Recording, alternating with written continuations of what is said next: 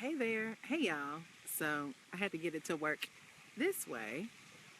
Thank God my little thing will turn. Hey y'all, Nicole Cooper here. Glad to see you here. Me and these braids. My poetic justice. So I wanted to talk to you guys really quickly. I just finished shooting some videos that I'm going to be releasing. We have some huge announcements coming out in the upcoming weeks on some stuff I've been working on behind the scenes, some things that are happening, shifting, progress that is growing in certain areas. And I'm super excited about this new season. It's a new season, it's a new day. Fresh anointing coming your way. And so I wanted to just talk to you guys really quickly about who are you hiding from? There's been a lot of things that have been progressing and transpiring in my life and in my husband's life and our family's life. And one of the things that we've come to the realization of is that a lot of it is stuff that has been there for years that we've suppressed, and we've kind of buried for, I don't want to say for shame's sake, but it was something that we felt wasn't something we should bring to the forefront because it may not necessarily be received by the status quo, or it didn't fit into where we were in the season of our life or the environment or whatever. But we began to bury our assignment, and what God has called us to do, and we've taken on ownership of other people's recommendations and opinions, right? And it's so funny that life will become, a process of elevation, or a process of where you begin to shift in your life, but you end up coming right back to the place that you started, right? There's a book, one of my favorite books is called The Dream Giver, and it's a wonderful book. Go and get it, but you'll realize that a lot of the things that you already know and you already have been knowing are the very things, are the instructions that you're praying for. So I want you to think about your life and think about, you know, what are you hiding from? Why are you taking your vision, and why are you taking the things that you know you're supposed to be doing, and why are you burying it? What are you protecting it from? What are you trying to avoid? What are you trying to, how are you trying to protect your life? A lot of us are trying to protect our life by our social influence. We don't want to damage relationships, or we don't want to damage people's opinions of us. And so we hold on to things that we feel will make us accepted. And we begin to, we don't show who we really are. It's like people are not authentic. Why are people not authentic? Hey, Kike, how are you, girl? Up in Canada. Hey, Kimberly. But why are we not authentic, y'all? Why do we allow ourselves to be so deceived to blend into the world? I always say your success is not in becoming more of someone else. It's in becoming more of who you already are. And so I want to ask you, what is it that's making you bury your authentic self? What is it that's holding you back from just releasing who you really are and just operating in a degree where you can maximize your purpose, maximize your potential, maximize the season of your life? I want you guys to understand, I talked about this the other day on Periscope. When I tell y'all there's a huge shift happening right now, it's a huge shift in the spiritual realm. It's a huge shift in relationships and collaboration. It's a huge shift in the economic realm. It's a huge shift in religion. Like, y'all gonna see religion's gonna be exposed. It's not about religion. It's a huge shift in so many different areas of our lives. And this is the season. There's multiple seasons that are happening right now. One of the main seasons, y'all, is collaboration. Most of us, somebody said, I've been hiding from, I'm avoiding pain by hiding. And I realize that hiding is causing me even more pain. I'm working on it, though. Thanks for continuing to encourage. The thing about it is, a lot of us, we want to protect ourselves from getting hurt. We want to protect ourselves from not being disappointed. We want to protect ourselves from other people's opinions. We want to protect ourselves, right? But what I'm finding, y'all, is that most of us have become extremely isolated, where we are always on the defense, where we're always trying to keep people away rather than opening up ourselves and being discerning, right? And when I say discerning, in your spirit, in your intuition, when you're in a position of compromise, right? We all get an eerie feeling if somebody's around us and we're not feeling them. But there's people around us who are really trying to knock on the door and ask us to let them in so that they can help us and support us. But we're rejecting them because we're so, like Aisha just said, we're so protective from the pain that we're trying to keep people out. But here's what's happening in this season, y'all. Who you really are is begging to shine, right? Your life right now, if you're miserable, if you're unhappy, if you're frustrated, I'm out here at our little park here in our subdivision.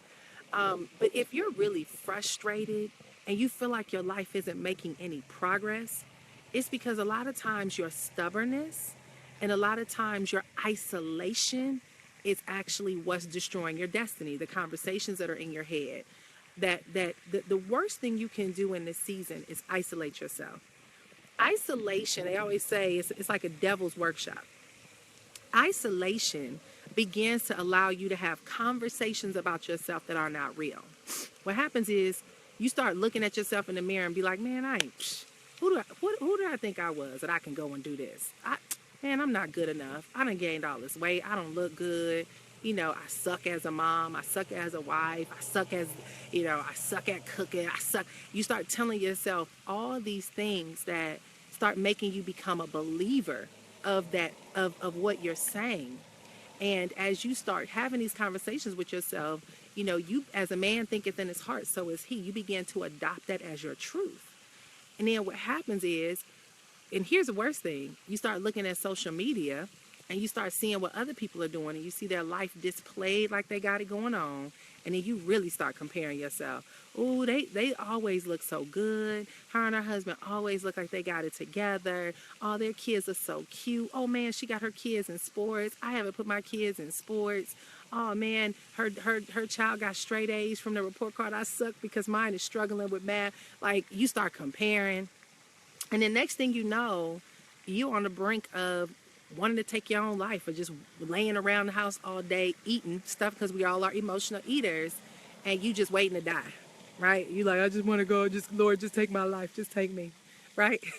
And I know that because I've been there, right? I've been there where I was psychologically like, I thought I was cuckoo. And I was hiding from myself. I was trying to hide from myself and hide from the shame that was in my head about different things and stuff like that. But the minute I started realizing that I needed a peer group around me, I needed to give people access to my life who really had my best interests in mind and always wanted to, like just having somebody that you can vent to, having somebody that you can connect with, having somebody that you can help just tell you, look, I understand where you are. It makes such a significant difference. My husband was a very anti-social dude, right? He would talk, but very minimal talk. And one of the things that I saw was him forming this isolation. And so I began to pray, and I was like, Lord, he needs powerful men around him. He needs really powerful men around him. And I prayed. I'm like, Lord, please bring the right people around in his life. And my husband be like, I don't need no friends. I'm straight. Like, what I need friends for? And I'd be like, babe, you need friends. We all need friends. So long story short, we ended up, when we went to camp, it opened up the door for him to reconnect with old men that he was able to just open himself up to and just kind of share, look, dude, this is my struggle. This is what I'm working with. And they just loved on him to the point where he became open, right? Right when we got back from the camp, he started getting pulled into a Bible study from some men at the church. It just happened. This weekend, he goes to a retreat with 62 men. And he comes home on fire. He's like glowing, and he's like, man, I got friends, that I feel like I'm going to have for life. This was amazing. These men, he's telling me the stories about the different men. He was like, they just like me. They imperfect. They this, that, and the other. Like, it was such a joy and a radiance that who I knew he was that I haven't seen in a long time came back to life. Because when you start isolating yourself, guys, what's happening is you're hiding in shame. It reminds me of Adam and Eve in Genesis when Eve went and bit the apple, and then they went and hid from God, right, and covered themselves with fig leaves. And God was like, how did you know you were naked, right? Because they didn't know they were naked before. But they were trying to hide from the very one who was there to help deliver them. And a lot of times in our shame, we want to cover ourselves with fig leaves and we want to isolate ourselves. And the worst thing you can do is remove yourself from an environment of people, or remove yourself from the opportunity for people to impact you and to bless you and to really speak life into you. And so I just want to encourage you guys that if you've been hiding, if you've been trying to hide from yourself, if you've been trying to hide and bury the shame of things that didn't work out that you thought would, whether your life was on a perfect path and then something happened and it fell apart, whether your marriage didn't work out and you're ashamed because you never thought you would get a divorce, or whether your kids got crunk and they done went astray and you feel like the worst parent in the world, or whether you used to be the finest thing walking and you've gained weight and now you feel like I suck.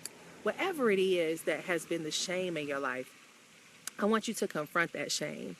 And I want you to confront that shame by, finding someone and praying. Pray, y'all. Listen, discernment is the best gift you could ever have. Discernment means that you feel it in your spirit. You feel in your spirit, whether you are God-fearing or not, whether you're a believer or not. Everybody got intuition. You can sense when something is supposed to work. I was just having a conversation with my mom, and we're talking about, I don't think, right? Something when you're like, I shouldn't do this. And then you know whether you should or if you shouldn't. But guys, open up yourself in this season to receive what people want to give you to help you to be the greatest you that you can ever be. You need people in your life. You need people to speak life into you. You need a community to rally around you. And you need to become that person for someone. Become a listener. Become somebody who can, call somebody who's a single parent and say, girl, I know you need a break. Bring them kids over here. Let me help you with those kids. You need to help somebody who can't cook or stressed out. It might be a single mom again who needs some food. And you might say, girl, I made extras tonight. I'm going to bring you some dinner so you don't have to stress yourself out. I got a friend. She has 5 kids. Her kids are in all kind of sports. She is the president of the Realtors Association here where we live. I mean, this girl do everything. She's like super mom. And the other day she called me. She was like, "Do you gonna be at the football field taking Carson to practice?" And I said, "Yeah, I'll be there." She was like, "Do you mind taking such and such home for me?" And I was like, "Girl, yeah, call me anytime." Like, she's like, "I can't. I got to take this one to practice. Got to take." I was like, "Girl, please. I'm at home all the time. Call me." Simple stuff like that. Being available and starting to build a community of people around you that you can support, you can help, you can love on. God, listen, when you pull yourself out of your funk and when you stop focusing so much and harboring over your issues, and then you start looking around other people who are in the same place that are around you that are hurting and they're struggling and they're frustrated and they're wishing and praying for a friend or someone to help support them. When you make yourself that person where you stop focusing on your deal and you start looking to see how you can impact other people, what happens is a release happens for you. All the things that you need starts coming into your life. People come into your life. Resources come into your life. Opportunities come into your life. Doors begin to open. Your mood begins to shift. Your energy gets elevated. Prayers get answered. It's like so funny that when we stop isolating ourselves and being harbored in this space of frustration over our own personal circumstances, and then we just kind of take our head from looking down at ourselves and instead look up and look around us, how much opportunity is around us to impact and elevate those around us and invite other people into our lives for their support, their love, and their ability to help shift some things. So, you know what, guys, it's like I'm in a whole new season, right? And I'm going to tell you guys something. I'm in a whole new season of my life. And this season of my life is not worried about money. I'm not worried about things. I'm not worried about titles. I'm not worried about recognition. I'm not worried about image, like as far as how things look. I'm not worried about appearances. I'm not worried about none of that. In this season of my life, my greatest request in prayer is, Lord, what do I need to do to serve you? How do I surrender to you for you to use me in this world while I'm here on this earth for however many days I got left to do your will? What do I need to, how do I take my gifts? Where do I place them, right? Who do I talk to? What do I write about? What do I do my videos on? What can I do? What things do I need to do that'll be glorifying to you, that will be where I literally can be the hands, the feet, the mouthpiece for you to elevate your kingdom by doing your will. That's all I care about. And what that has done for me, y'all, is like they say, when a man is set free in Christ, he's set free indeed. Like, I am so set free. And it's so funny because I'm not worried about the minute stuff that stresses us out on a day-to-day basis. Does it mean that you still got bills to pay? Yes. Does it mean that you still have responsibilities to attend to? Yes. Does it still mean that you got to go to work and you got to do your job? Yes. You're not just in la-di-da land and you ain't got nothing that you don't have to do. But what I'm saying to you is that my focus has shifted from being worried about everything else around me, and instead I'm in a space of total surrender and total freedom, right? Total freedom, where I'm not hiding from myself anymore of the shame that I had for what I thought I was supposed to have or do or accomplish, or the mistakes that I made. I'm not worried about, none of that stuff. Doesn't mean it doesn't surface. It tries to surface. But it's just that I'm at a place now where I understand that it's so much bigger than me. It's not about me. It's about the ability to be used to impact, the ability to be the hands and the feet to serve, the ability to be the mouthpiece to inspire, the ability to be the one to speak life. Those are the things that we must do, that I must do to be able to really get away from the shame. And so anyway, I'm hoping that this inspires y'all. Sometimes you turn on this video and you get to talking and you go in a totally different direction than you initially planned, but hopefully it's something that can inspire you guys. So I want to just say to you, if you're hiding from yourself, if you're like Adam and Eve, where you're trying to cover yourself from fig leaves with God, and you're like, oh my God, I'm naked, I messed up, I failed, I suck, I'm this, I'm that, I'm a poor mom, I'm a bad wife, I'm a this, that, yeah. Listen, he already know all the stupid mistakes we'll make as human beings. I just want to encourage you guys to totally surrender. Stop trying to be the perfect person on this earth, because you're not going to be. Human beings are incapable of perfection. So just a FYI, if you thought that you was going to be perfect before you die, you might as well give it up now, because it's not happening. You're going to make a mistake. You're going to slip up. You'll have failures. You're going to cuss somebody out when they cut you off in traffic, even if you're saved. We just do Christian cursing, right? So, right, you learn. But the point is that you have to understand that there's so many people around you that want to help you, and the greatest person is the Lord. The second is the hands and the feet around you of people who are there saying, hey, say you need help, I'm here to help you. And the minute you do that, they'll be there to help you. So anywho, all right, I'm going to wrap this up. I am going to go back in my car. I'm so excited. So I got some stuff, y'all. I got some stuff that I'll be releasing. Some things are happening, and I'll be sharing it in the next week or so. I'll be revealing some things and sharing some things, exposing some things, unfolding some things. And the beautiful thing about what I'll be sharing is that it'll really give you a full insider's view of what it looks like to submit and surrender to your life's transformation, the very thing that you pray for. A lot of us are praying for change, but the question is, what are you willing to do? What are you willing to sacrifice so that you can be in alignment with what you're praying for?